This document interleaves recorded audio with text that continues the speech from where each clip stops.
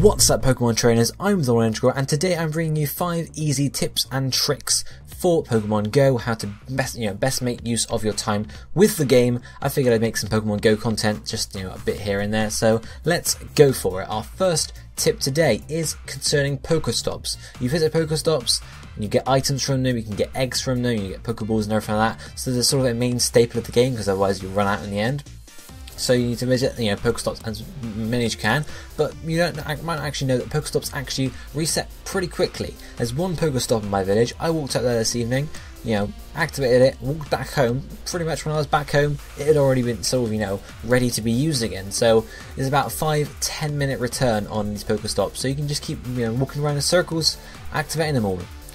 Our second tip is that while catching Pokemon, you can actually earn extra experience points for how you catch them. For example, if you get, you can get a nice, a great, or an excellent while you catch them, depending on how sort of small the circle is when it's, circling and you throw the ball to it. You get 10 experience for a nice, 50 for a great, and 100 for excellent. And you can also get an extra 10 experience if you use a curveball, i.e. spinning your finger around the Pokeball before flinging it off towards the Pokemon. So it is sort of worth it taking your time to try and catch the Pokemon in the coolest way possible, rather than just flinging Pokeballs at it. And of course, you don't want to waste your Pokeballs either, so get accurate and get fancy. Our third tip is concerning incense, an item you can use in the game to basically get more Pokemon.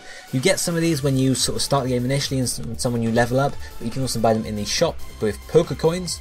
But incense, attract Pokemon around you, but did you know that if you're moving around, incense is more useful basically? If you're standing, if you're just, sitting still, not moving at all, you will get a Pokemon every 5 minutes with the incense. If you are moving around, and I think people looked at the code, and it's if you move at least 100 or 200 meters, every minute you'll get a new Pokemon spawn. So an incense stands for 30 minutes, and you can get up to 30 Pokemon with that if you're really speedy and really fast walking too. So that's always useful. Don't sit at home and use your incense and think, oh, I'll just get some Pokemon while I sit at home here. Use it while you're out and about walking, because you'll get even more Pokemon that way. Our fourth tip here is going to help you get the most use out of your lucky eggs. Lucky eggs can be attained by leveling up or bought in the shop, just like incense, and basically what lucky eggs do is they double your experience gained for 30 minutes. Now, how do you make the most out of it? Well, you need to be doing stuff at the time. Don't say, oh yeah, I'll just use my lucky egg. No, use a lucky egg, use an incense, use a lure module if you want to, and walk around and do stuff. Basically, just do as much as you can in the game, because you get double experience, and not just that, but evolve Pokemon as you can do that as well. For example, there's even a Pidgey calculator online where you can enter, for example, Pidgey, how many Pidgeys do you have? I have 12. How many pack candies do you have? I have, 56. Calculate, and it tells you how many Pidgeys you can evolve during the lucky egg thing, and then how long it'll take you, and how many Pidgeys and candies you have left over. I'll link that down below. Just helps you get the most use out of evolving your Pokemon, because you don't want to transfer all your Pidgeys away. Yes, you get a bit of extra candy, but you can evolve them for double experience while you have a lucky egg active. So that's the best way to get use out of it. Basically, just do stuff when it's active. And the final tip today will help you get an evolution that you want. When Eevee evolves in-game, it's a random choice. You don't get to choose whether it evolves into Jolteon, Flareon or Vaporeon. Or do you? There are 3 specific nicknames you can give to your Eevee, and depending on the nickname, it will then evolve into that evolution.